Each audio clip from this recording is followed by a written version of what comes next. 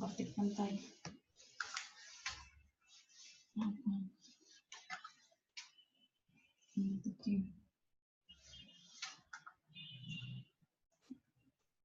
Chat.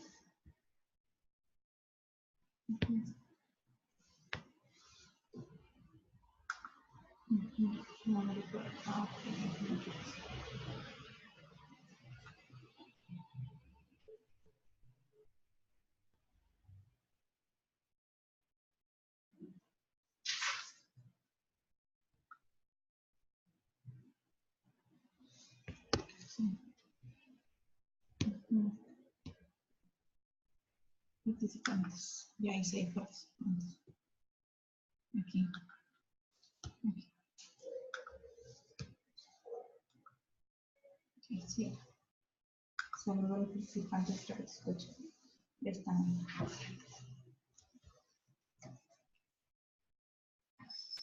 Buenas noches. Hola, buenas noches. Similcinia. Buenas noches. En esta oportunidad vamos a llevar a cabo el módulo 2, programación y preparación de las contrataciones del Estado. Mi nombre es Wilson Sánchez Moscol, soy abogado de profesión, especialista en contrataciones con el Estado, capacitador del OCE. Conmigo van a llevar a cabo el módulo 2, 3 y 4 respecto a las contrataciones públicas, esperando de que mi aporte sea esencial para el desarrollo de ustedes. Bien, quisiera saber si todos los que están conectados, si me escuchan, me pueden enviar un mensaje por el chat para dar inicio a la sesión. Y Armando Antonio, Similcinia. Sí, muy bien. Buenas noches. Bien. Como ya sabemos, la contratación pública es uno de los sistemas de abastecimiento del Estado peruano como política de Estado. En esta oportunidad vamos a ver respecto a todas estas actuaciones o actos que se llevan a cabo para llevar la adquisición, la prestación del servicio o la ejecución de una obra. Si bien es cierto, en esta etapa de programación y preparación de las contrataciones, hay que tener en cuenta que aquí vamos a tener todos los actos administrativos que van a dar los insumos o el inicio para hacer una contratación eficiente, eficaz, de tal manera que al momento que lleguemos a la etapa de la ejecución contractual no se tenga ningún problema al respecto. Ahora, es importante también saber que en estas sesiones, ¿no?, que en el módulo 2, que es programación y preparación de las contrataciones, básicamente vamos a tener que ver aquellos actos donde los funcionarios o servidores públicos de las entidades van a tener que realizar a efectos de la programación o de la proyección en las entidades en favor de sus contrataciones. Ahora, no nos olvidemos que una contratación pública parte básicamente en la necesidad. Y la necesidad no es porque al funcionario o al servidor público se le ocurrió la idea de pedir o solicitar algún requerimiento. No, sino que parte básicamente sobre las metas institucionales de una entidad. Llámese de una forma u otra si es una meta institucional formada de un ministerio o referida de un gobierno local o un gobierno regional. Porque, por ejemplo, para que nosotros tengamos en cuenta las metas institucionales tenemos que tener también en consideración aquellos instrumentos de gestión. Instrumentos de gestión como, por ejemplo, si estamos frente a un ministerio, lo que es el PECEN, que es el Plan Estratégico Sectorial Multianual, si estamos frente a un gobierno regional o un gobierno local, tendríamos que ver nuestro plan operativo institucional y nuestro plan estratégico institucional. Entonces, allí es donde va a aterrizar aquellas metas institucionales que la propia entidad lo requiere. Si, por ejemplo, estamos en base a una entidad pública llamada una municipalidad del distrito, pues las metas institucionales serán al servicio de la ciudadanía que corresponde a esa jurisdicción. De igual forma, si estamos frente a una municipalidad provincial, del mismo modo también las necesidades van a partir sobre esas metas institucionales que son requerimientos específicos por parte de la entidad en servicio de la ciudadanía. Ahora, la metodología que vamos a emplear de ahora en adelante es alguna consulta que ustedes quieran realizar, por favor me la hacen saber mediante el chat y en la medida que vamos desarrollando los temas, vamos absolviendo conforme al tema que se tocó en ese instante o en ese momento. De tal manera que de esta forma nos podemos ir entendiendo a efectos de que posterior nosotros ya podamos tener un mejor desarrollo en cuanto al desarrollo del, valga la redundancia, del curso. Bien, haciendo este pequeño preámbulo, tenemos que iniciar básicamente con la finalidad de la ley, de la normativa, del marco normativo. ¿Qué es lo que nos lleva a cabo esta normativa? ¿Qué es lo que requiere esta normativa para que los funcionarios, servidores públicos puedan realizar un adecuado proceso de contratación? Vamos a ver básicamente en estos 3 módulos siguientes todo el proceso de la contratación. De tal manera que vamos a ver lo que son actuaciones preparatorias, vamos a ver lo que es fase selectiva y ejecución contractual. Cada uno es un eslabón importante en este circuito de las contrataciones con el Estado. ¿Por qué? Porque se van a ir concatenados uno sobre otro. Y de tal manera que la primera fase, la fase de actuaciones preparatorias, si nosotros no realizamos bien una adecuada actuación preparatoria, vamos a tener, por ende, problemas en la segunda fase, que es la fase de selectiva. Y en consecuencia, la fase de ejecución contractual, donde seguramente nos pueden venir algunos problemas en cuanto a las obligaciones de las partes, sea por el contratista, proveedor o la entidad pública. Y para ello es importante nosotros saber los operadores en materia de contrataciones, sean estos entidades públicas o de repente si es un proveedor, conocer exactamente qué es lo que la norma requiere o qué es lo que la norma prevé o qué es lo que la norma ha previsto a efecto de que la contratación pública sea el idónea y la adecuada. Miren, con la norma anterior teníamos 3 elementos fundamentales sobre qué era la finalidad. Uno, que era el cumplimiento de los fines públicos, es decir, la entidad tenía que tener en cuenta que para efectos de una contratación tenía que verificar la finalidad pública, que vaya en bien y en servicio de la ciudadanía, respecto a su jurisdicción a la que compete.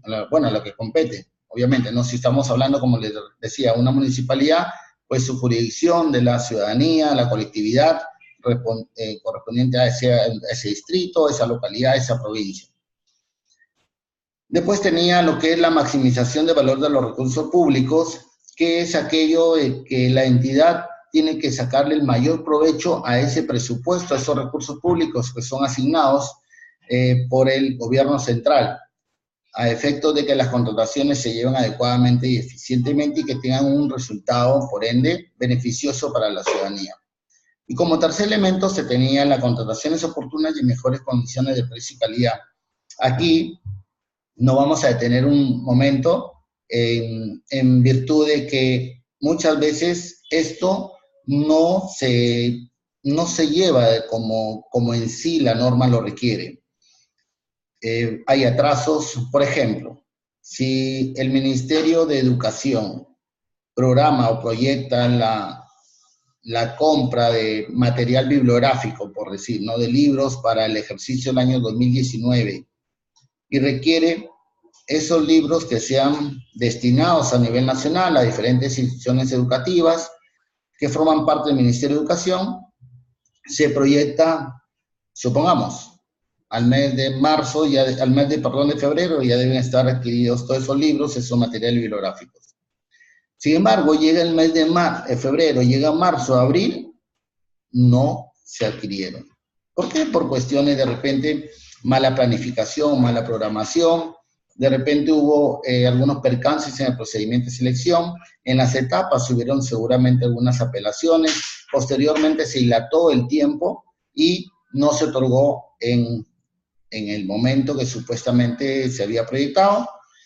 Se da el momento de la ejecución contractual y en la ejecución seguramente aparece una controversia. Bien, de tal manera que cuando nosotros habíamos proyectado el mes de febrero, llega que el mes de mayo o junio recién están que nos llegan los materiales bibliográficos. Ese es un error que muchas veces son frecuentes en las entidades públicas. Y para que no suceda esto, ¿no? Para que no tengan estos destiempos en cuanto a las adquisiciones de bienes o la prestación de servicios o la ejecución de obras, es por ello que es importante que en esta fase de las actuaciones preparatorias se haga una adecuada planificación en cuanto a las necesidades propias y también avisorando y más o menos proyectando el tiempo. Si yo requiero unos materiales en el mes de febrero, por ende, yo desde el mes de septiembre del año anterior ya tengo que ir más o menos proyectando mis actuaciones preparatorias a efectos de que a fin de año yo ya pueda convocar ese procedimiento y no pueda tener de repente ningún contratiempo al momento de adquirir estos materiales bibliográficos. Y así como ese ejemplo que les doy, hay muchos ejemplos que las entidades muchas veces han tenido ese problema. Entonces lo que se requiere con la finalidad y que muy pocos les toman el nivel de importancia o la relevancia que requiere, es que todas las contrataciones tienen que ser en un momento oportuno, en mejores condiciones de precio y calidad. Eso también hay que tener en cuenta la diferenciación. Yo puedo tener una contratación oportuna, puedo contratar con el mejor precio, pero sin embargo la calidad no es la adecuada. Aquí, señores, hay que hacer un pequeño paréntesis. Muchas veces he escuchado o escucho por funcionarios o servidores públicos que dicen, no, es que contraté con el menor precio. Nadie lo ha hecho. Nadie ha hecho esa contratación, solo yo lo he hecho porque adquirió un bien con un precio muy por debajo del mercado. El que tú contrates una adquisición de un bien, la prestación de un servicio o la ejecución de una obra al mejor precio, al menor precio, no quiere decir que es una contratación exitosa o eficiente. Ojo, hay que tener en cuenta ahí, ¿ya? Hay que tener mucho cuidado. Lo que sí tiene que ser un paquete, es decir, si bien es cierto, es un complemento la adquisición bajo unas condiciones de mejores precios, tiene que ir de la mano que esta contratación sea oportuna y a su vez que se ajuste a los estándares o los requerimientos de calidad exigidos por la entidad. Porque no es igual, imaginemos pues, si yo quiera contratar vehículos para determinada entidad y de repente yo tengo una marca que es china, una marca que es japonesa, una marca que es coreana, ¿no? Y de repente la china es la que me da el precio más bajo. Me lo pone en el momento oportuno, pero nos preguntamos, ¿la calidad será igual que la japonesa? Ojo, la japonesa de repente me da un precio mayor y me da de repente en el momento oportuno. Entonces, es importante, de aquí más adelante lo vamos a ver en el transcurso de las sesiones que tengamos, cuando nosotros como funcionarios o servidores públicos tenemos la obligación o la responsabilidad de determinar el valor referencial o de repente determinar los requerimientos para que nosotros podamos asegurar el cumplimiento de estos elementos básicos de la finalidad de la contratación pública. Como es que sea una contratación oportuna, en mejores condiciones de precio del mercado y la calidad pues que nos va a representar o nos va a garantizar que el bien o la prestación de servicio o esta ejecución de obra sea la adecuada y la idónea, y que a efectos de que en la ejecución contractual no tengamos ninguna controversia suscitada. Bien, esos eran los tres elementos que estábamos acostumbrados a tenerlos, ¿no? A tenerlos en buena cuenta en todo el camino, en el trayecto de las contrataciones con el Estado. En diferentes normativas teníamos estos elementos. Sin embargo, con la nueva normativa, se incluyeron dos elementos más. Y dos elementos más que tenemos que tener en cuenta bajo la situación o bajo la disposición que tengan los funcionarios y los servidores a efectos que se cumpla esa finalidad. Porque de nada sirve quedarnos con los tres primeros elementos si no aplicamos los dos restantes. No va a tener razón de ser el cumplimiento de esta nueva normativa. El cuarto elemento es la repercusión positiva en condiciones de vida de los ciudadanos. ¿Cuántas veces nosotros hemos pasado por una ciudad, por un distrito, por una provincia y hemos visto de repente un monumento, hemos visto un malecón, hemos visto de repente, etc. Cualquiera de esas situaciones. Y sin embargo, nos adentramos un poco más en el distrito, en la provincia, y las necesidades básicas, fundamentales para el desarrollo integral de la sociedad en esa jurisdicción, no reunía algunas necesidades oportunas, como por ejemplo, no había agua, no había saneamiento, no había desagüe, en los asentamientos humanos no existían las conexiones adecuadas, es decir, no había pavimentaciones, carreteras. ¿Qué quiero decir con esto? Que ya no estábamos solo en los tres primeros elementos, sino que también tenemos que tener en cuenta el cuarto elemento, que lo que la entidad va a proyectar como meta institucional, parte de su proyección de gestión en la entidad, tiene que tener una repercusión en los ciudadanos.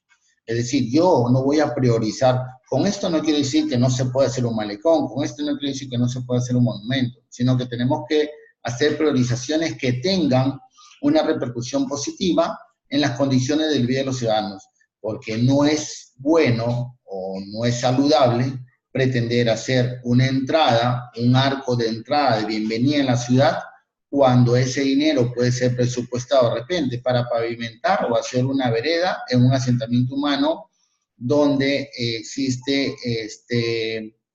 no existen las condiciones adecuadas de vida. O de repente tenemos asentamientos humanos y no tienen las conexiones, por ejemplo, de desagüe o de agua, que son necesidades básicas y vitales, y no tanto para el desarrollo de los ciudadanos, sino también para el desarrollo integral de los niños, ¿no? Y eso también podría generar a disminuir de repente que se generen epidemias, enfermedades, etc.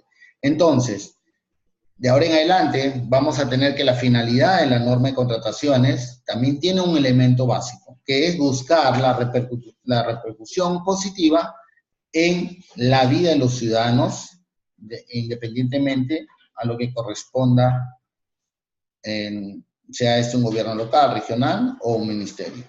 Bien, y otro de los elementos que que se innova en esta parte de la normativa es promoverla bajo la actuación de enfoque de gestión por resultados. Es decir, compras en función de su contribución a metas institucionales. Como les había dicho inicialmente, cada entidad se rige por metas institucionales. Y las metas institucionales son en base a las necesidades que la ciudadanía, que los ciudadanos, de la jurisdicción a la que corresponde el gobierno local o regional requieran. Entonces, ahora, ¿y qué quiere decir bajo enfoque de gestión por resultados? Que lo que va a primar en una actuación o en una contratación de adquisición de bienes, servicios, ejecución de obra, esta tiene que primar el resultado. Es decir, si yo me propuse como meta institucional bajar la tasa de mortalidad infantil, pues yo tendré que hacer buscar instrumentos en mis metas institucionales, actividades u objetivos para que estos disminuyan. De repente hacer programas de alimentación, de repente cursos a la ciudadanía, ¿no? En su conjunto, ver métodos de alimentación para que los niños no surtan o no sean afectados por esta tasa de mortalidad, etc. Entonces, bajo el enfoque de gestión por resultados es lo que va a primar en toda contratación pública es el resultado final. Imaginemos, y tiene también un ámbito que tiene que ir de la mano con los elementos anteriores. Por ejemplo, a ver, para un poco ejemplificar el tema del enfoque de gestión por resultados. No podemos nosotros decir que el instrumento es bajo el enfoque, o sea, el cumplimiento de un instrumento es bajo el enfoque de gestión por resultados. Imaginemos, nosotros proyectamos la creación y la construcción de un hospital. ¿Bien? Ahora, bien, convocamos y la meta institucional es la atención adecuada para los ciudadanos de esta comunidad y que no se generen riesgos sobre la integridad física y la salud de las personas. En otras palabras, no poner en riesgo de que los traslados a otros nosocomios, en ese interín del traslado pueda ocurrir de repente el fallecimiento de uno de los ciudadanos. Y para que no ocurra eso, una de las metas institucionales como gobierno es generar un nosocomio, un hospital, para que la atención sea inmediata y no se ponga en peligro la integridad de los ciudadanos. Bien, entonces, primera meta o los insumos hacia la construcción del hospital. Construimos el hospital. Se hace el procedimiento de selección, se convoca, se hace el procedimiento de selección, se otorga la buena pro y comienza la ejecución. Correcto, se construye el hospital. ¿Ustedes creen que ahí terminó, ahí ya se cumplió con el enfoque de gestión por resultados? ¿Ustedes qué dicen? Aparentemente sí, se cumplió.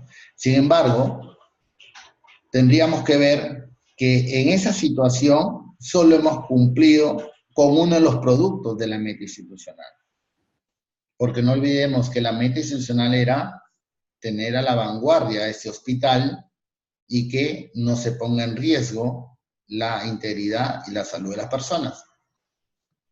Porque de nada sirvió hacer un excelente hospital de A1 cuando no tenemos equipo médico adecuado, no tenemos médicos capacitados o no tenemos especialistas médicos. Entonces, ¿qué quiero decir con ello? Que la gestión por resultados no es aquel contratación que voy por el producto, sino por el resultado en total, en general, en base a la meta institucional. Si yo realizo la construcción de este hospital, pues este hospital yo tengo que ver no solo la construcción del hospital, sino ver capacitación para los médicos, ver las especialidades de los médicos, ver de repente el equipo o los equipos de implementación que van a ser adecuados para que en cualquier emergencia puedan ser actuados a cualquier persona o cualquier ciudadano que ha sufrido algún desfase en su integridad física.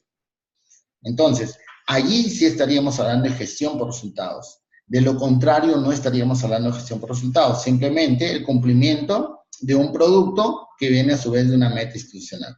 Entonces, la actuación bajo el enfoque de gestión por resultados es dar prioridad al cumplimiento del resultado final sobre las metas institucionales. ¿Bien? Eso es básicamente, hasta ahí. ¿Alguna consulta si tuviesen antes de pasar a otro tema? Bueno, seguimos. En vista que no hay.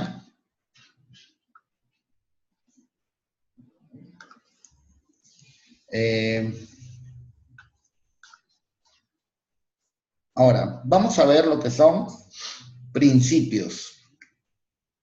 Principios de la ley de contrataciones, de la norma en materia de contratación pública. Ahora, los principios, señores, son aquellos criterios de interpretación para la aplicación de la ley. Es decir, cuando nosotros queremos hacer alguna actuación en base de las actuaciones preparatorias o en base al procedimiento de selección o en base a la ejecución contractual, muchas veces no entendemos lo que el legislador en su momento creyó plasmar en la norma. Entonces, utilizaríamos principios para que más o menos ahondamos en lo que se quiso establecer en la normatividad de contrataciones. Ahora, estos principios, así como sirve como criterio de interpretación para la aplicación de la norma, de la ley, también sirven como integración para solucionar aquellos vacíos que no fueron en su momento, no estuvieron en su momento propicios para, o no están debidamente identificados por un supuesto de hecho. En la normativa aplicamos un principio para solucionar aquella situación. Si de repente tenemos un hecho A y se nos presenta un hecho A', entonces tendríamos que aplicar algún principio que vaya de la mano con los hechos o los acontecimientos y en relación a ello hacemos una solución de ese vacío de interpretación de la normatividad. Muchos me dirán, pero Wilson, ¿sabes qué? Si hay un hecho generador y no está establecido adecuadamente en la norma, ¿puedo aplicar o puedo verificar mediante una opinión, un pronunciamiento? Sí, es correcto, pero no siempre van a haber situaciones que estén en un pronunciamiento o en una opinión, ¿no? A ver, por ejemplo, les pongo un caso.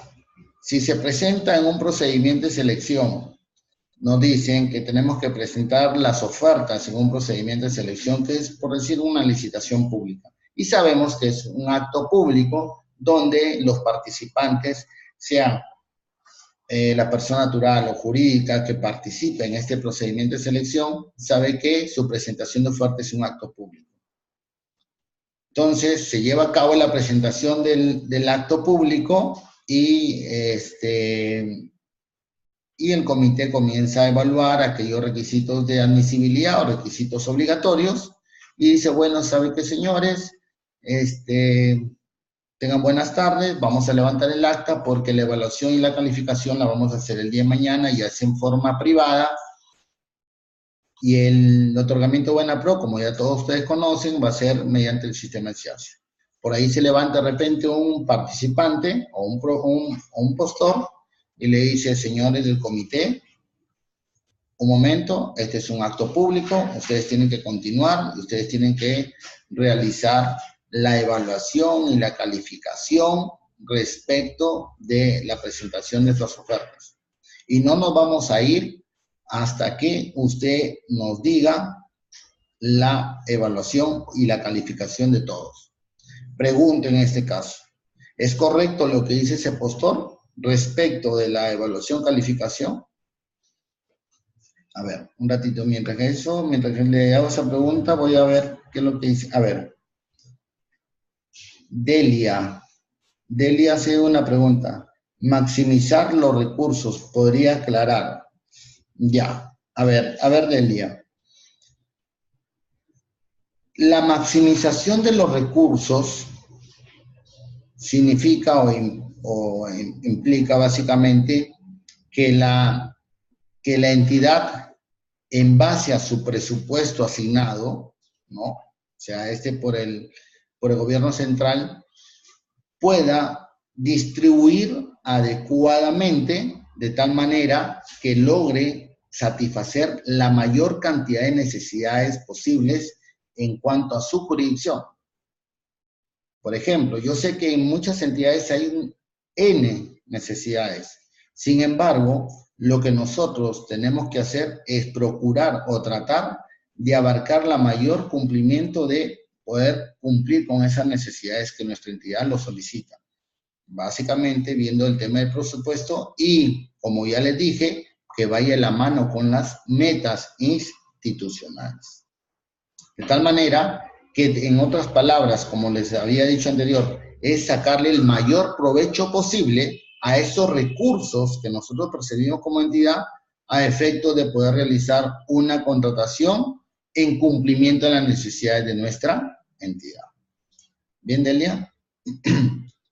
Ahora, Rosa Caicho dice transparencia. Bueno, no entiendo. No entiendo la consulta. Transparencia. A ver si Rosa me formula bien la consulta, por favor. Bien. Entonces, como seguíamos, ¿no? Como les había dicho. A ver. Bueno. Como les había dicho, de repente era correcto lo que el postor le estaba manifestando a Rosa Caucho. Me refería al ejemplo. Ah, ya. Bien. A ver. Sobre la respuesta, Rosa, me dice, no de la respuesta. Por el principio de transparencia, me dices que, por el principio de transparencia me dices de que de repente el comité tiene que realizar, ¿no? Bueno, sí, bueno, lo que dice su compañera es correcto por un principio de transparencia, a efecto de que se pueda continuar con el procedimiento. Bien. Pero hay que tener en cuenta que tampoco el comité está obligado a que la evaluación o la calificación o una licitación pública, si no ha sido determinado en ese acto, pueda realizarlo en ese acto de presentación, porque la norma nos establece claramente que la presentación de ofertas es en acto público. No nos ha dicho que la evaluación y la calificación ponen ese en acto público. ¿Bien? Entonces, y como dice su compañera, ella dice, bueno, aplico principio de transparencia, y digo, sí, bueno, sí puede hacerlo, ¿no? Puede llevarlo. Entonces, ahí tenemos un ejemplo claro de cómo nosotros podemos aplicar algún principio que nos sirva como una manera de integración para solucionar algún vacío o alguna situación. Como les digo, en la norma no está expresamente dicho de que el acto de la admisibilidad, la evaluación y la calificación necesariamente tiene que ser en acto privado, no, en acto público, perdón, no. La norma simplemente nos ha dicho que la presentación de ofertas es en acto público. Bien. Ahora, ¿y qué más los principios, para qué nos sirven? Nos sirven como un parámetro de actuación de quienes intervienen en las contrataciones. Es decir, los principios, de una forma u otra, nos da esa ventana o esa válvula de escape de decir, bueno, yo como área usuaria tengo cierta libertad para determinar cierto requerimiento técnico. Sin embargo, mi límite y mi situación va a ser hasta la determinación del requerimiento en su totalidad. Oye, pero la determinación de este requerimiento en su totalidad tiene que ir de la mano con los principios de la contratación pública. Muy bien, entonces tendría que aplicar yo principio de libre concurrencia, competencia, trato justo, etc. ¿Me dejo entender? Entonces, estos principios, a su vez, también nos sirven a nosotros como materia de parámetro de actuación de las áreas respondientes o de los actores principales en un proceso de la contratación pública.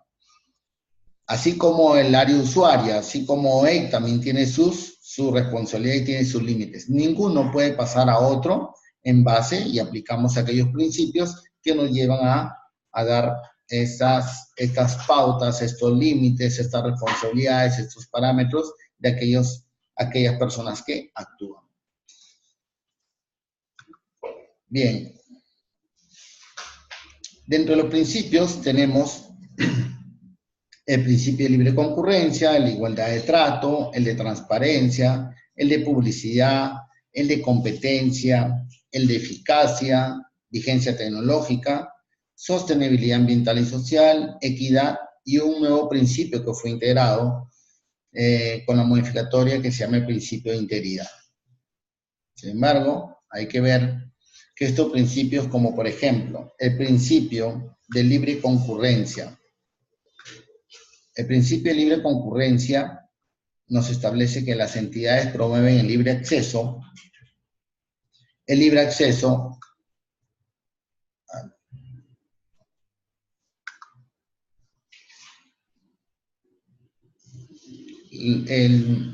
a ver, la libertad de concurrencia, el principio de libertad de concurrencia nos señala que las entidades proveen el libre acceso y participación de los proveedores en los procesos de contratación que realicen, debiendo evitarse aquellas exigencias, formalidades costosas e innecesarias. Se encuentra prohibida la adopción de prácticas que limiten o afecten la libre concurrencia de proveedores.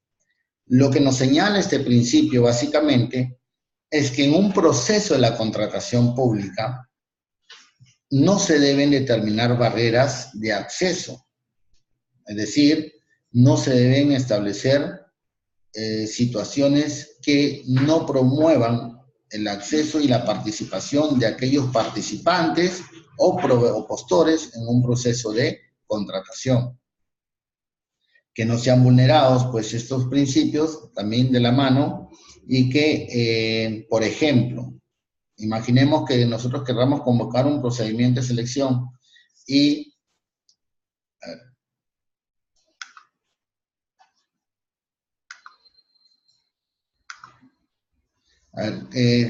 queramos convocar un procedimiento de selección y este procedimiento de selección en las bases solicitamos y decimos, les vamos a otorgar que solo participen aquellas empresas, distribuidores o fabricantes de la localidad. Esa barrera de acceso no puede estar de la mano o no puede estar en cumplimiento de la libertad de concurrencia. Entonces, el nosotros generar una barrera de acceso nos puede llevar también a un error posterior que nos pueda limitar en cuanto al procedimiento que nosotros queramos realizar o al proceso de la contratación pública.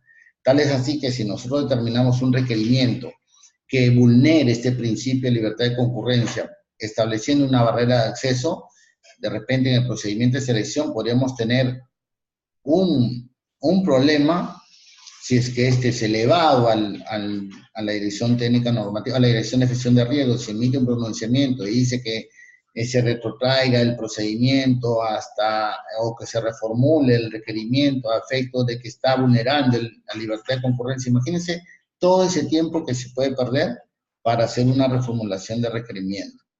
Entonces hay que tener en cuenta, sobre todo que vamos a hacer actuaciones preparatorias sobre la aplicación de estos principios, que no vulneren básicamente la participación de los participantes, valga la redundancia, y los proveedores o los postores en un proceso de la contratación. Bien.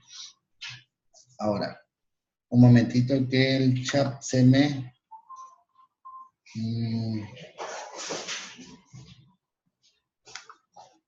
Ya. Muy bien.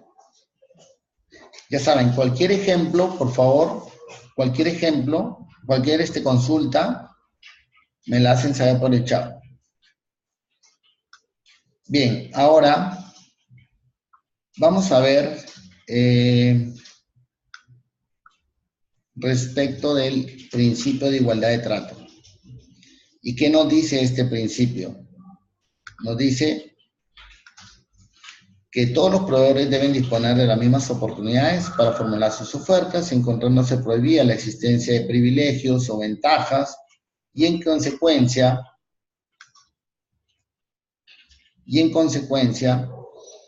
el trato discriminatorio manifiesto o encubierto. Este principio exige que no se traten de manera diferente situaciones que son similares y que situaciones diferentes no sean tratadas de manera idéntica, siempre que este trato cuente con una justificación objetiva y razonable, favoreciendo el desarrollo de la competencia efectiva. Lo que nos dice este principio es que todo participante, todo proveedor, todo postor en un proceso de la contratación tiene que tener las mismas oportunidades de los demás. Es decir, no pueden existir privilegios o acceder a alguna ventaja respecto de algún funcionario o respecto de algún comité de selección en base del momento de que sea su evaluación o su calificación o la admisibilidad de sus ofertas. Por ejemplo, si yo estoy llevando a cabo una licitación pública, ¿no?, o un concurso público y se presenta un amigo Entonces al amigo yo no lo evalúo adecuadamente, le paso simplemente los requisitos obligatorios que cumple, y viene el siguiente postor y yo comienzo a buscarle hasta, como se dice, hasta por la coma, ¿no? Si está mal redactado el documento, trato de devolvérselo, declararle no admisible su oferta o de repente rechazar la oferta o descalificar la oferta. Y eso muchas veces, imaginemos pues que estemos en un procedimiento de selección y sobre la presentación de un documento, ¿no? En una oferta se presenta un documento con un error material, que este error material yo le doy la posibilidad a este postor para que me haga la subsanación. Sin embargo, otro postor, bajo la misma situación, bajo las mismas condiciones, me presenta ese documento y no le doy opción a la subsanación. Entonces, le encuentro una justificación distinta. ¿Por qué le doy a otro la subsanación y al EK no le doy la subsanación que me subsana en la oferta? Entonces, ¿con eso qué quiere decir? Que el trato no puede ser discriminatorio. Ahora, que no pueden ser diferentes. Ahora, la justificación tiene que ser objetiva y razonable. Si yo le estoy otorgando una materia de subsanación, un documento a un determinado postor, ¿no? Por ciertas condiciones o hechos que se presentan en su oferta, y el otro postor tiene las mismas situaciones, entonces no existiría una justificación objetiva de poderle limitar esa subsanación. En otras palabras, a los dos tendría que otorgarle la facultad de que me subsanen el documento en virtud de esa justificación objetiva y razonable. En otras palabras, en la igualdad de trato tiene que ser las mismas oportunidades en cuanto a la presentación de oferta de los proveedores. Bien. Vamos a ver el principio de transparencia. ¿Y qué nos dice el principio de transparencia?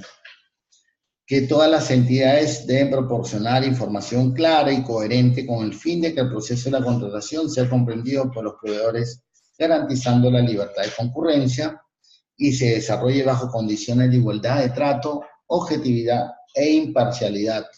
Este principio respeta las excepciones establecidas en el ordenamiento jurídico. Muchas veces nosotros relacionamos, como su compañera anteriormente, que el principio de transparencia es, básicamente lo relacionamos como un acto público, ¿no? Que a efectos de transparencia, darle transparencia al procedimiento de selección, tiene que ser el acto público en cuanto a la admisibilidad, evaluación, calificación, etc. Pero básicamente lo que nos dice este principio es sobre la proporcionalidad de información que nos tiene que dar la entidad en un proceso de contratación. Por ejemplo, yo le pido de repente en base al principio, en base a la ley de transparencia, acceso a la información pública, algún documento interno, algún documento o un acto administrativo, ellos tienen que otorgarme, proporcionarme esa información, ese apellido de la solicitud. Básicamente ese principio va por ahí, ¿no? Va por que que la entidad tiene que proporcionar esos documentos en cuanto a pedido de solicitud de la entidad. Vamos a suponer, si estamos en un procedimiento de selección y se va a convocar un procedimiento de una ejecución de obra. Para la ejecución de obra nosotros sabemos de que muchos constructores o ejecutores de obras, para participar en un procedimiento de selección, no solo requieren de las bases, sino también requieren de una forma u otra el expediente técnico. Entonces hay una etapa donde la puede solicitar el participante de ese procedimiento a la entidad, que le proporcionen el medio magnético del expediente técnico para así formular su oferta respectiva. Entonces, si la entidad no le proporciona el expediente técnico, ¿no? En el momento adecuado, en el momento preciso que lo requirió, entonces ahí quizás tal vez estaríamos afectando el principio de transparencia. Porque fue una información que debió ser proporcionada por la entidad en el momento apropiado y una información clara de asignarle el expediente técnico para que este postor, este participante pueda formular bien su oferta y en consecuencia participar adecuadamente en el procedimiento de selección.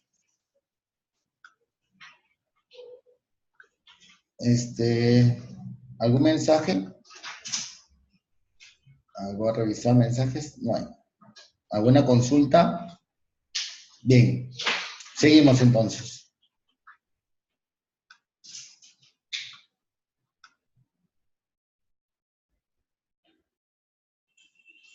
Ya.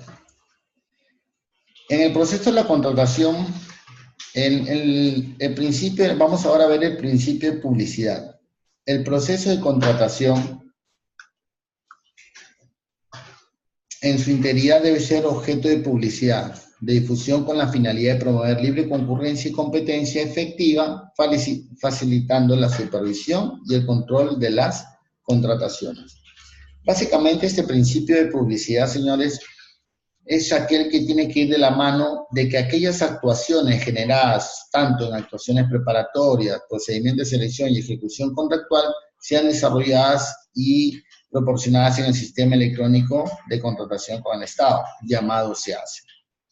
Entonces, lo que nos dice este principio de publicidad, que aquellas actuaciones ejercidas por los órganos competentes que llevan a cabo el proceso de la contratación pública tiene que ser efectivizarse.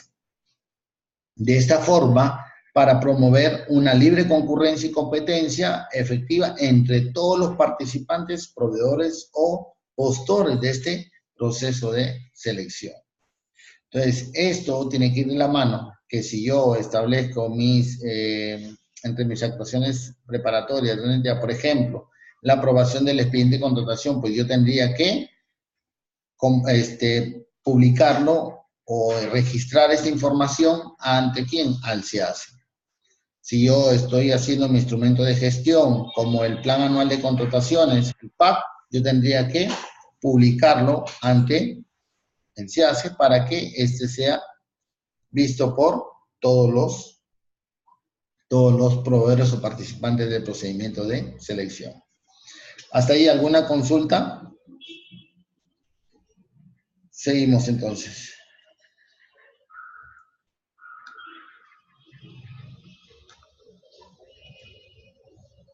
Vamos a ver ahora el principio de competencia. Los procesos de contratación incluyen disposiciones que permiten establecer condiciones de competencia efectiva y obtener la propuesta más ventajosa para satisfacer el interés público que subyace a la contratación. Se encuentra prohibida aquella adopción de prácticas que restrinjan o afecten la competencia. Lo que nos establece este principio de ley basado en la competencia es que efectivamente en un proceso de contratación y básicamente en el procedimiento de selección exista una competencia efectiva, de tal manera que a la culminación del procedimiento de selección encontremos una oferta verdaderamente que es eficiente y que de una forma u otra nos hace cumplir con la finalidad que vimos anteriormente. ¿Y qué quiere decir? Que cumpla, por decir, con aquellos elementos, como un momento, que la adquisición sea en un momento oportuno, que el precio sea el adecuado, que tengamos calidad sobre lo que hemos adquirido, que tenga un impacto entre la ciudadanía o los ciudadanos, ¿no? de la competencia, la jurisdicción de la entidad a la que corresponda, y que, por ende, nos lleve al cumplimiento de gestión por resultados. Bien, entonces, la competencia no solo es un beneficio propio para el contratista o para el proveedor, sino también es un beneficio para la entidad.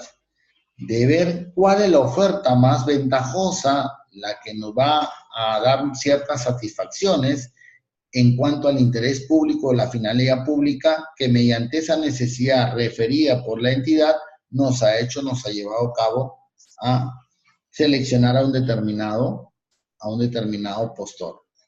Entonces, aquí lo que nos dice este principio, que la competencia tiene que ser efectiva de tal manera que nosotros saquemos un provecho como institución o entidad. Ahora vamos a ver principio de eficacia y eficiencia. ¿Qué nos dice este principio de eficacia y eficiencia? Que ha sido insertado, que ha tenido una modificación y que en buena cuenta, pues, nos puede llevar a realizar y a cumplir un poco lo que se llama gestión por resultados, teniendo la finalidad que prima la discrecionalidad funcional. Ahora, cuando hablamos de discrecionalidad funcional, señores, hay que tener en cuenta lo siguiente. Si bien es cierto, esta normativa nos da esa condición de tener esa discrecionalidad funcional, esta no tiene que ser desbordada por los mismos actores, por los funcionarios servidores públicos. De tal manera que, si bien es cierto, la disposición que pueda tener un funcionario, un servidor, para cumplir con ciertas metas institucionales, tiene que ir de la mano también con aquella discreción. Y esa discreción es la forma, la voluntad de poder realizar actuación, gestión para cumplir esa meta institucional. Y para ello tenemos este principio. Bueno, muchos me dirán, bueno, eso es lo que prevalece, lo que dice la norma, pero si uno no está de acuerdo a lo que establece la ley, después uno puede ser procesado, puede ser de repente Contraloría aperturar un proceso sancionador, o de repente hallazgos que se puedan cometer y que supuestamente estamos involucrados en actos que tengan una repercusión de acciones penales, civiles, administrativas, etc. Sí, bueno, en parte pueden tener razón. Sin embargo, también se está partiendo de que estas instituciones de control tengan esa misma visión, esa misma perspectiva, lo que la normativa como finalidad ha implementado y ha constituido para que se pueda realizar aquella contratación bajo el enfoque de gestión por resultados, que eso es lo importante. Es que, bueno, esta norma, pues, tiene menos de 2 años, la cual necesita implementarse en todos los aparatos institucionales, ¿no? Como plan también de política de gobierno, que se estaría vinculando básicamente con el transcurrir del tiempo. Y esperemos que sea así, ¿no? Para el bien y el desarrollo de las contrataciones del Estado.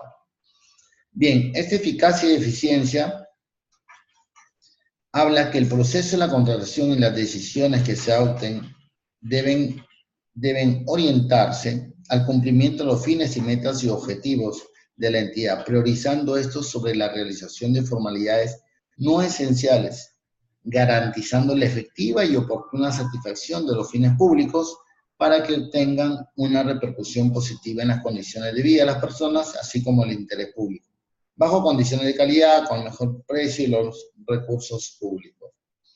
Entonces, lo que nos pide aquí este principio es que evitemos un poco la formalidad. Evitemos la formalidad y que más bien orientémonos al cumplimiento de la finalidad pública, al cumplimiento del fin público, de las metas y objetivos de las entidades. De tal manera, por ejemplo, a ver, si estamos en un procedimiento de selección y de repente estamos en un procedimiento por relación de ítems. Y relación de ítems quiere decir un proceso menor sobre un proceso mayor. Diferentes procesos menores que hacen conjuntamente un proceso mayor. Es decir, una licitación pública, tengo 3, 4, 5 ítems que van a ser convocados bajo ese procedimiento mayor que es una licitación pública. Sin embargo, existen proveedores o postores, que participan no solo en los 4 ítems, sino de repente participan en 1, en 2, en 3 o de repente en los 4. Y como tenemos la naturaleza propia del ítem en nuestra cabeza, que es un procedimiento menor, tenemos también la idea de que la imperiosa necesidad del postor de participar en ese procedimiento es que constituya cada ítem una oferta individual o separada. Llega el día de la presentación de ofertas, se personan los postores a la presentación de ofertas y sin embargo uno de ellos presenta la relación de ítems en un solo oferta presenta el ítem 1, el ítem 2 y el ítem 3. De tal manera que en única oferta presenta estos 3 ítems. O sea, no los presenta por separado. Muchos funcionarios, servidores, ¿qué harían? En virtud de que están totalmente juntos, no ha identificado, no ha sacado sus ofertas independientemente, individualmente, y al tratarse de un procedimiento menor sobre un proceso mayor, es por cuanto no se admiten sus ofertas, entendiéndose como devueltos los sobres en el acto. Entonces, allí esa actuación de esos funcionarios públicos contraviene o iría en contravención de este principio de eficacia y eficiencia. Porque si bien es cierto, las ofertas están plasmadas, lo único es que la formalidad no es la adecuada ni es la idónea, pero por ello no voy a dejar de admitirle su oferta y en consecuencia evaluarle las ofertas presentadas por los ítems que él va a participar.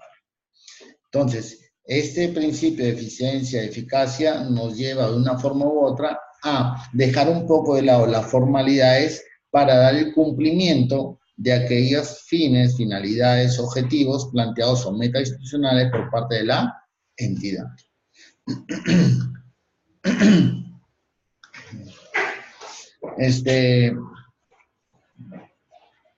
Vigencia tecnológica. Vamos a ver este principio relacionado a la vigencia tecnológica, que muy pocos le toman la importancia.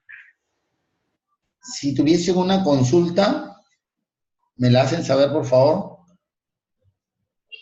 Porque veo que no hay consultas y aparentemente está todo claro.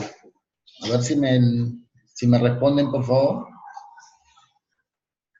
Bien. Ahora vamos a ver este principio de vigencia tecnológica. Y esto viene de la mano cuando nosotros queremos adquirir ciertos equipos, ciertos bienes o cierta prestación de servicio o de repente una ejecución en una obra. Y muy pocos tomamos importancia a este principio y que se debe tener en cuenta en virtud de que este principio nos va a llevar a tener una proyección de la viabilidad y el servicio que puede brindar este equipo o a lo que pueda generar esta maquinaria.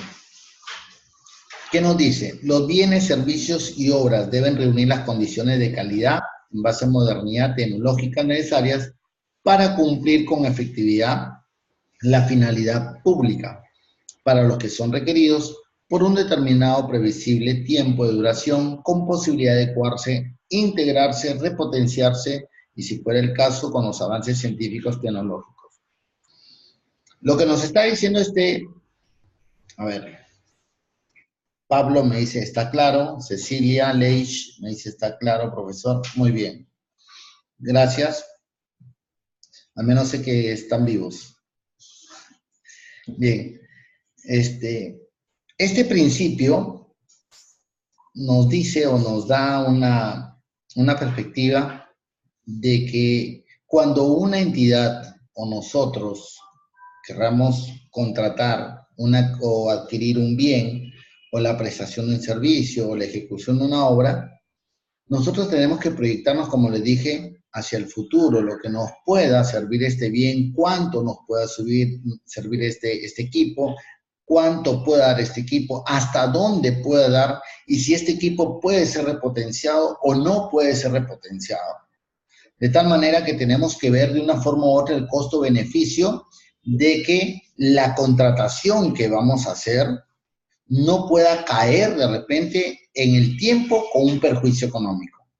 ¿Y por qué les digo eso? Porque ahora en la actualidad muchos funcionarios están siendo procesados. ¿Por qué? Porque se determina que hubo un perjuicio económico al contratar o adquirir un equipo, un bien, el cual a los 5 meses quedó desfasado en base a la tecnología proyectada bajo estos equipos de cómputos. Por ejemplo, ¿no?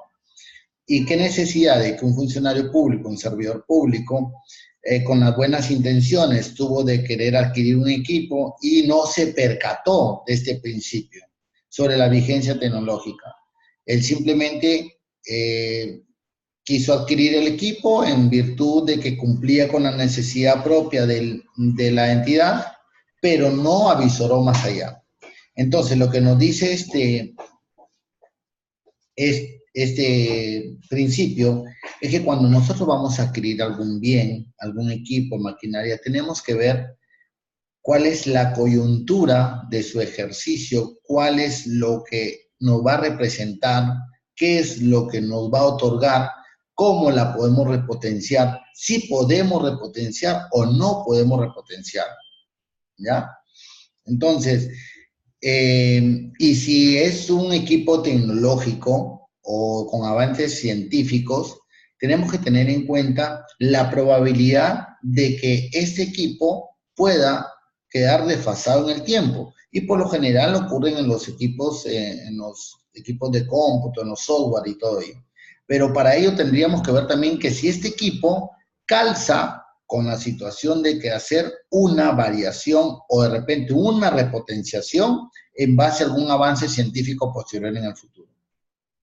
Entonces, es importante tener en cuenta este principio, que muy pocos lo toman en consideración. A ver, acá hay una consulta. Vamos a ver qué es lo que dice. Principio A no se consideró cuando Urresti compró las camionetas para la policía. Bueno, Rosa Caicho. Bueno, sí, pues, ¿no? Principio que muchas veces, como le digo, se dejan de lado y son importantísimos, ¿no? Es importante tenerlo. Y que muy pocos funcionarios muchas veces ven ese tipo de principios. Yo una vez hice así una consulta a grosso modo en un curso que estaba dictando para el OCE, donde había mucho funcionario logístico de las entidades públicas. Y cuando, bueno, les hice saber sobre este principio de vigencia tecnológica, lo habían leído, muchos lo tenían ahí como si es encarpetado, pero no le habían tomado la importancia adecuada. Entonces, es bueno saber para qué sirven los principios. Como les dije ahora, son limitaciones de actuaciones. Y, por ejemplo, este principio, ¿cuál es la limitación que me puede dar respecto a la actuación de un actor en la contratación?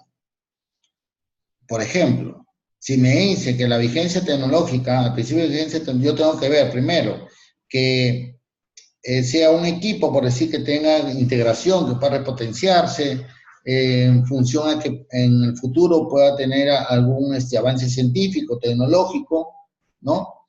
O que de repente surta por una modernidad tecnológica y yo no preví. ¿Quién debió prever en esa situación? ¿El del OE? ¿El logístico? ¿El administrador? ¿El gerente? ¿O el área usuaria?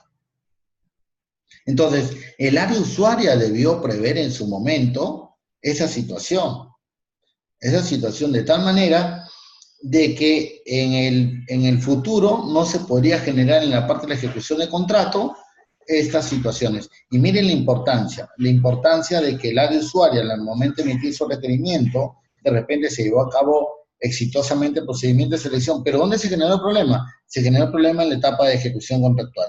De tal forma o de tal manera que la entidad se obligó de repente a someterse a un arbitraje con el contratista y posiblemente en el futuro el laudo arbitral se haga a favor del contratista. ¿Por qué? Porque hubo un error desde su inicio, porque en el requerimiento no se estableció ciertas condiciones o características técnicas que llevaban a representar de repente la gradualidad de la repotenciación de ese equipo. Entonces, es importantísimo que tengamos en cuenta principio, y no solo este, sino todos los que venimos acotando. Ahora, vamos a ver el principio de sostenibilidad ambiental y social.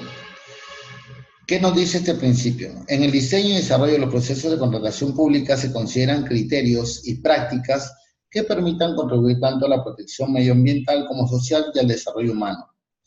Este principio básicamente nos señala que cuando nosotros tengamos que hacer una contratación respecto a la adquisición de un bien o a la prestación de servicio o la ejecución de una obra, tengamos en cuenta la conservación del medio ambiente, ¿no? Al igual que no exista un impacto hacia la ciudadanía sobre, de repente, si vamos a hacer una exploración, una explotación de un mineral, qué sé yo, que una, protección del medio ambiente, y dos, que el impacto no genere repercusiones en la sociedad, y mucho menos a la integridad física de la población en su conjunto, de esa zona a la que corresponde hacer la exploración o la explotación, ¿no? Entonces, este principio de sostenibilidad ambiental y social básicamente es que nosotros seamos cuidadosos con el tratamiento, con las contrataciones, y que tenemos que considerar aquellas protecciones medioambientales y también a la ciudadanía en su conjunto. Ahora, vamos a ver un principio de equidad. El principio de equidad, nos señala que las prestaciones y derechos de las partes deben guardar una razonable relación de equivalencia y proporcionalidad, sin perjuicio de las facultades que correspondan al Estado en gestión del interés general. Bien, lo que aquí nos dice este principio de equidad, que tiene que existir el principio de equivalencia y proporcionalidad entre las partes. Ahora, yo pregunto, ¿cuáles son las partes acá? Nos preguntamos, ¿cuáles son las partes acá? Acá las partes es el contratista y la entidad.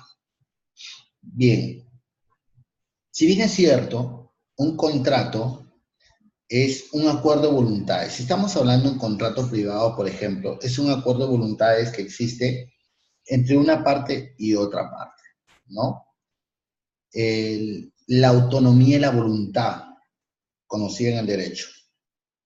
Es como, por ejemplo, yo voy a una tienda y yo le pregunto al dueño de la tienda, le digo, señor, ¿qué precio tiene esa gaseosa? Me dice, 2 soles, muy bien. Yo le digo, a ver, véndame una. Entonces, ahí estamos hablando de un acuerdo, ahí estamos llegando a un acuerdo. Ese es un acuerdo. ¿Y cuándo se ejecuta ese acuerdo? Cuando yo le cancelo, ¿no? Y él me da la gaseosa. Entonces, ahí estaríamos hablando de la ejecución contractual. En la contratación pública, a diferencia del contrato privado, es que no se basa en la autonomía de la voluntad, sino se basa básicamente en principio de legalidad. ¿Y por qué? Porque estamos contratando con una entidad pública que pertenece al Estado y un privado. Entonces, el principio de legalidad, ¿por qué? Porque la contratación tiene que hacerse dentro del margen normativo que nos determina la ley. Es decir, la ley nos establece que tenemos que hacer un procedimiento a efecto de que nosotros podamos elegir a la persona natural o jurídica, la cual va a tener una relación contractual con nosotros. Sin embargo, ahí también se expresan acuerdos, voluntades, obligaciones entre las partes. Y estas obligaciones entre las partes muchas veces tienen que ser, bueno, en su totalidad tienen que ser cumplidas por las partes, ¿no? De repente la contraprestación de la entidad es hacer el pago después de hacer la prestación del servicio por parte del contratista, o de repente después de la adquisición o la puesta de los bienes en la entidad, y estos sean cancelables, o sea, se le realice el pago. Sin embargo, este principio de equidad yo un poco que no estoy muy bien de acuerdo con lo que establece la norma. ¿Por qué? Porque si bien es cierto, dice que son aquellas prestaciones y derechos de las partes que deben de guardar razonable relación entre equivalencia y proporcionalidad. Si bien es cierto, en algunos aspectos tiene equivalencia y proporcionalidad, pero en otros es muy abismal. O sea, hay una brecha larga. Por ejemplo, cuando nosotros como entidad contratamos con un proveedor, nosotros, ¿qué le exigimos al proveedor? Le exigimos de repente una garantía de fiel cumplimiento. ¿Correcto? ¿Sí o no? Esta garantía de fiel cumplimiento es el 10% del monto del contrato. Sin que él, o sea, sin que nosotros le otorguemos nada a él a cambio, ya le estamos solicitando una garantía de fiel cumplimiento. A efecto de que nosotros garantizamos como entidad que cumpla, ¿no? Y si en caso no cumpla, le resolvemos el contrato y le ejecutamos la garantía. Ya. ¿Y la entidad qué le da? ¿Qué le otorga? ¿Qué le puede generar? ¿O qué le da al contratista? ¿Le da una garantía también? Muchas veces le da, nunca le da ninguna garantía. Entonces, yo creo que ahí un poco que se rompe el tema del principio de la equidad, porque no es tan así como nos dice este principio, que existe una equivalencia y proporcionalidad. Ahí yo no veo que existe una proporcionalidad. También en este caso se debería exigir en todo caso a la entidad que otorgue una garantía a efecto de que posteriormente, después de cumplir las obligaciones, se pague. Porque muchas veces la entidad no paga a tiempo, no le paga a los proveedores, o por cuestiones extrañas, ¿no? Que por ciertos funcionarios, no digo todos no son así, algunos malos funcionarios, lo único que hacen es retrasar el pago para que coaccionar al contratista y les pueda ceder o determinar, no sé, alguna dádiva, qué sé yo, para que estos puedan ser pagados en su totalidad.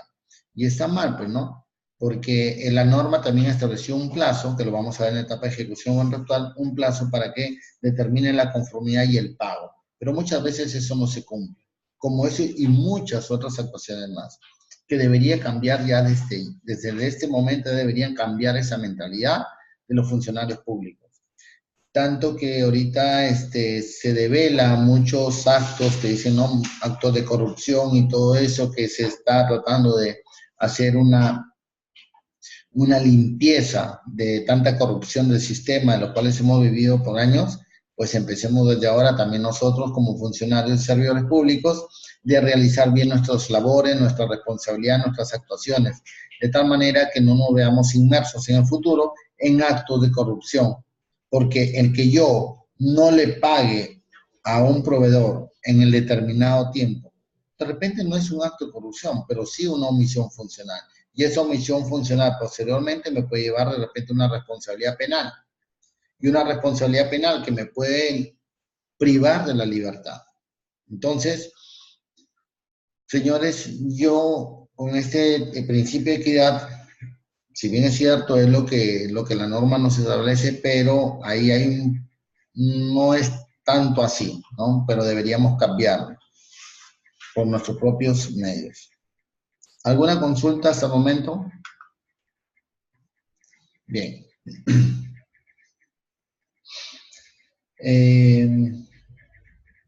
A ver, creo que hay un mensaje.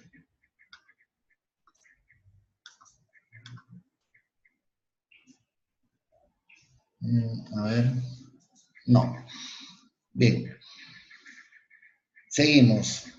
Ahora vamos a ver el principio de integridad. ¿Y qué es el principio de integridad? Este principio entra en vigencia con la normatividad.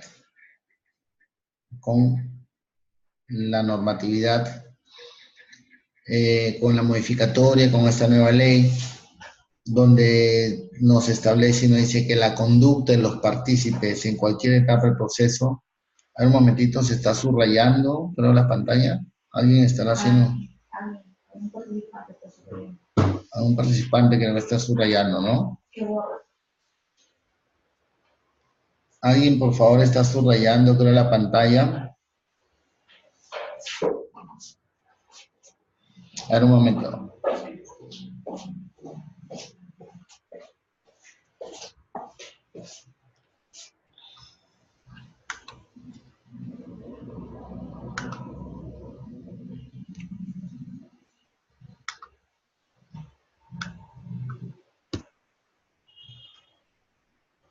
¿Alguien está? ¿Alguien? Bien, vamos a continuar. ¿Qué nos dice este principio de integridad? La conducta de los partícipes en cualquier etapa del proceso de la contratación está guiada por la honestidad y veracidad, evitando cualquier práctica indebida, la misma que en caso de producirse debe ser comunicada a las autoridades competentes de manera directa y oportuna.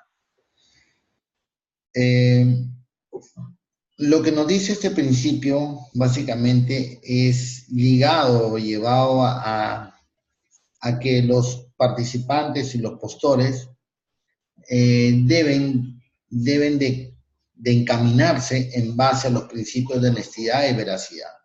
Que sean honestos al momento de participar en un procedimiento de selección, en un proceso de contratación pública, y que a su vez también la documentación, la imposición, las ofertas surtan de un tema que sean, vengan de disposiciones o de documentaciones veraces en el sentido de que en la medida de que vaya en este proceso de contratación, este procedimiento de selección, se determine o se detecte algún acto deshonesto o alguna documentación que no revierte con la veracidad, pues esto tiene que ser de una forma u otra comunicado a aquellas autoridades para que se realicen las actuaciones que puedan ser en su momento. A ver, un momento, a ver. Dice, se va la señal, se entrecorta y no entiendo. A ver, un momento.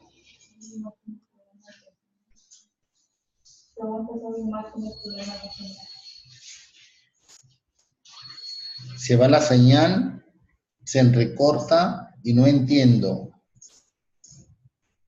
Pregunta si alguien más tiene problema. Sigue todavía persistiendo el problema, a ver si me... Quiero por favor a ver que me respondan si está bien la señal.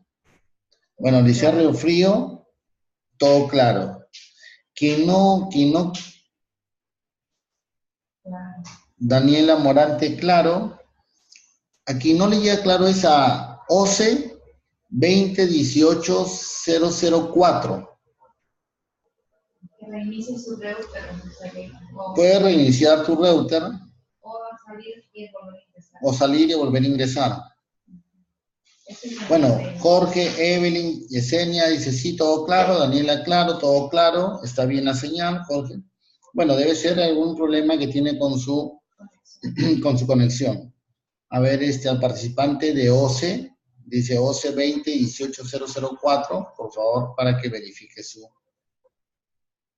su señal. Bien, seguimos. Vamos a ver ahora lo que es planificación y actuaciones preparatorias.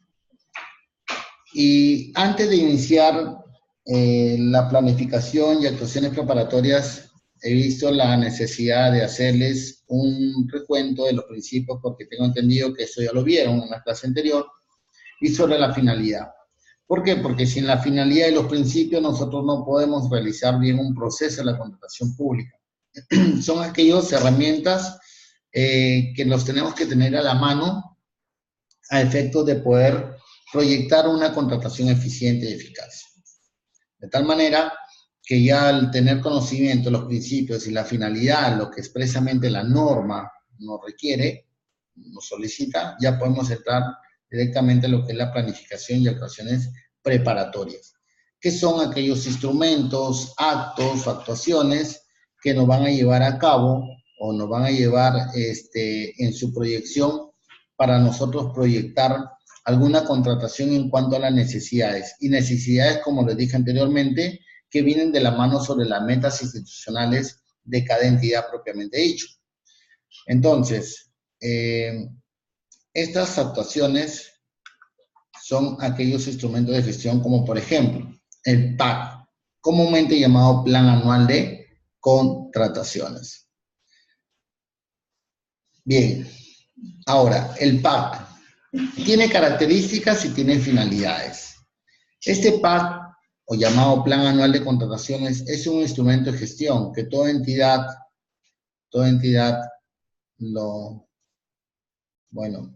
Ok, gracias, Vanessa. Muy bien. ¿Está bien la señal? Bien.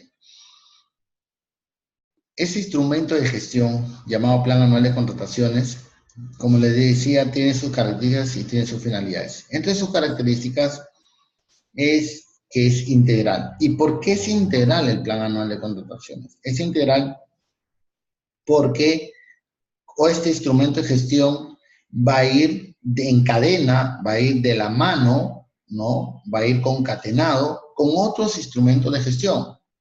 Porque aquí vamos a ver que sobre la base del POI es que se establece o se realiza o se programa o se proyecta o se planifica el plan anual de contrataciones. Entonces, el plan anual de contrataciones no es un instrumento de gestión aislado en el sistema de abastecimiento, en el sistema de la contratación con el Estado. No, al contrario, es un instrumento de gestión que tiene que ir de la mano con ciertos instrumentos de gestión como el PEI, el POI, ¿no? Y etc. Bien, entonces por ello es integral, tiene que ser integral. Público, sí, pues, una de las características que es un plan anual de contrataciones es público en virtud de que está el acceso a la libre disposición de cualquier persona natural que quiera verificar un plan anual de una entidad, sea una municipalidad, un gobierno regional o un ministerio. Entramos al SEACE, verificamos el plan anual, de repente para el ejercicio del año 2018, municipalidad X, y vemos toda la proyección de las contrataciones que han sido, valga la redundancia, proyectadas por esta entidad a efecto de que se hagan las contrataciones para cubrir las necesidades de esta institución. Entonces, el acceso del plan anual de contrataciones es un acceso público, ¿no? Está, como se dice, al libre albedrío para que cualquier persona natural o jurídica pueda visualizarlo, verlo, ¿no? Informarse, etc. Y formal. ¿Y por qué formal? Porque ese plan anual, ¿no? Esas necesidades, ese cuadro de necesidades, ese proyecto, va a estar refrendado, va a estar formalizado mediante un documento.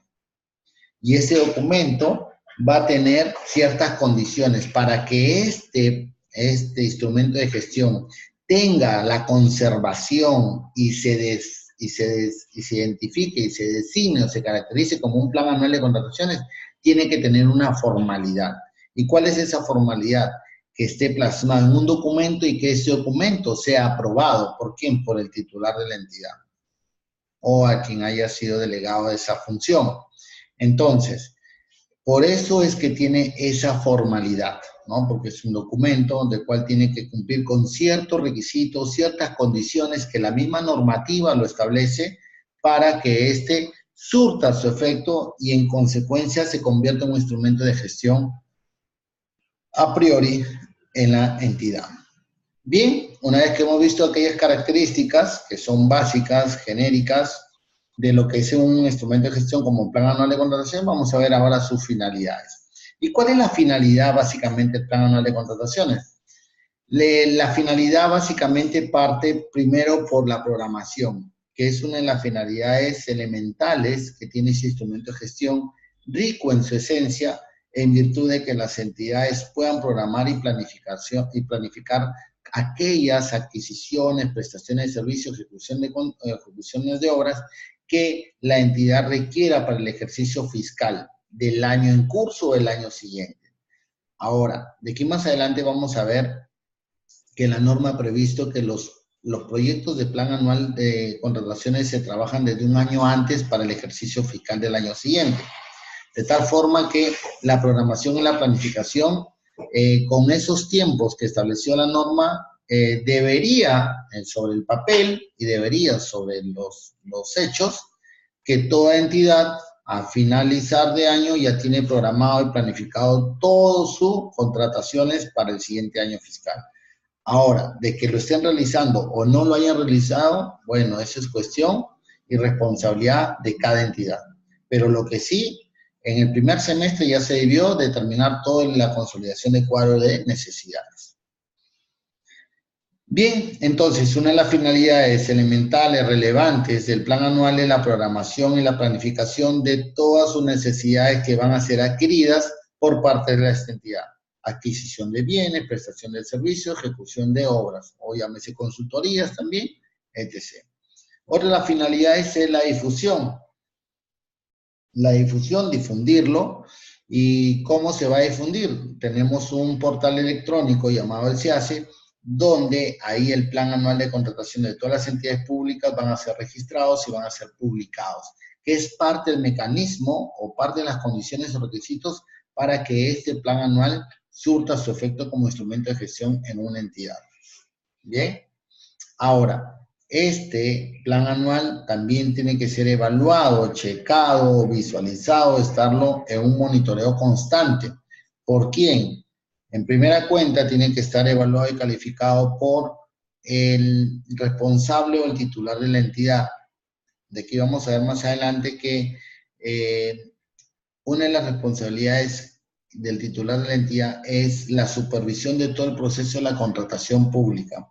Y cuando hablamos de la supervisión de todo el proceso de la contratación pública, señores, no quiere decir que solo vamos a supervisar la convocatoria de la licitación pública o la convocatoria del concurso público o la convocatoria de la adjudicación simplificada, que se hagan bien las consultas, que se absuelva, que se emita bien o que se haga la integración adecuadamente. No, señor. El proceso de la contratación pública corresponde a todas las fases de la contratación pública, es decir, desde actuaciones preparatorias, fase selectiva y ejecución contractual. De tal manera que la responsabilidad del titular de la entidad es la supervisión directamente a través de terceros, es hacer la supervisión de todo el proceso de la contratación pública, vaya de la mano conforme a lo que lo establece la normativa. Ahora, de que esto se haga o no se haga por parte de las entidades, esa es otra cosa. Pero muchas veces confunden el procedimiento de selección con el proceso de la contratación. El proceso es todas las fases. El procedimiento de selección solamente es el procedimiento de selección, valga la redundancia, o el método de contratación, que también tiene que ser supervisado. Sí, pues, también tiene que ser supervisado. Pero muchas veces se le toma más énfasis ahí. ¿Por qué? Porque los participantes o los postores realizan consultas, observaciones y como que dan un sentido de alerta a este procedimiento de selección. Y ahí recién como se dice, encienden las alarmas para que la entidad solicite o verifique o supervise o realice de repente una nulidad, ¿no? Bueno, ahora antiguamente, antes de marzo, antes que salga la opinión 039-2018, las nulidades pues era el pan caliente de todas las entidades públicas, ¿no? Porque el que menos solicitaba una nulidad de procedimiento porque había una deficiencia de repente en la evaluación de un procedimiento de selección, evaluación de ofertas, de repente calificación de ofertas, o de repente no se absolvieron bien las consultas, no se integró bien las bases. Entonces era una herramienta que estaban utilizando aquellos participantes o postores para solicitar una nulidad, ¿no? Y aplicar el artículo 44 de la ley, y el titular de la entidad aplicar y declarar una nulidad de oficio por generar un vicio en el procedimiento de selección. Pero, o sea, el proceso de la contratación no solo es el procedimiento, lo que quiero darles a entender, no es solo aquello, sino si se generó un vicio también en la parte de actuaciones preparatorias, pues también recaería en la nulidad de todo el proceso de la contratación y que se retraiga hasta la etapa que generó el vicio. Porque la normativa de contrataciones, cuando establece la nulidad de actos, la nulidad de actos administrativos en un procedimiento de selección, un proceso de la contratación, no solo habla que la nulidad es aquella de los procedimientos, del procedimiento de selección, sino la nulidad que ha generado el vicio en el proceso de la contratación. Es decir, te marca todo el proceso. ¿Bien?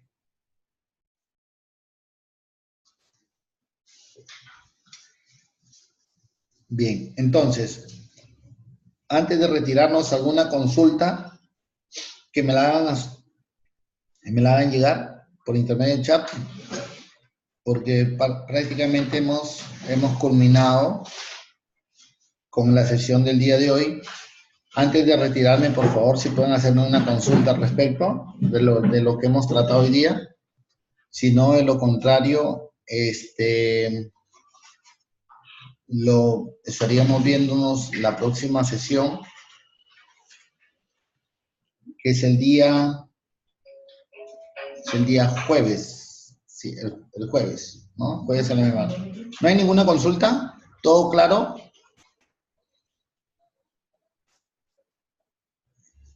Bueno, al parecer...